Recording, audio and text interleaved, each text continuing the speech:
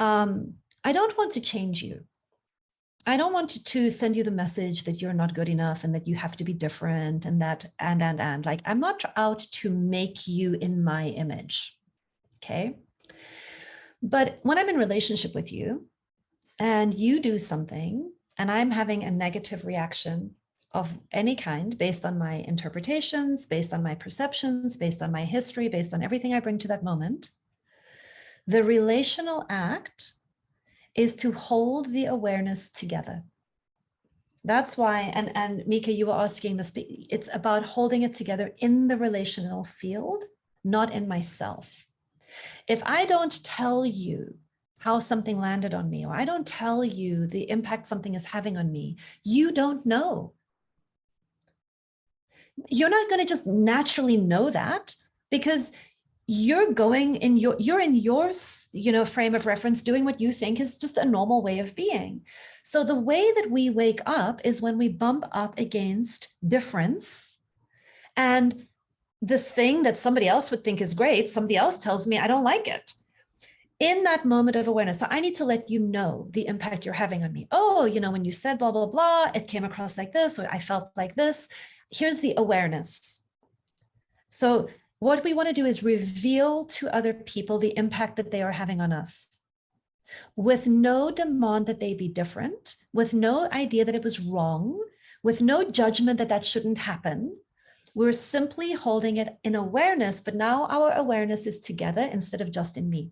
If it's just in me, I will be resentful. When I hold it with you, when I say, hey, such and such happened, I don't like it, this is kind of how it landed, this is what's going on. That's it. The only intention I have is raised awareness. Then I get to sit back and watch what you do with that. And the most normal thing for people to do with that is explain it and defend it. And then you will watch them go into shame and go into grandiosity. They'll do the normal human thing. They'll think they're terrible. And then they'll think that they're like, that's the move. This is where we're at in human consciousness. That's what people will do. So you hold space for that and let people go through all of that. And then you wait and you see the thing we're looking for.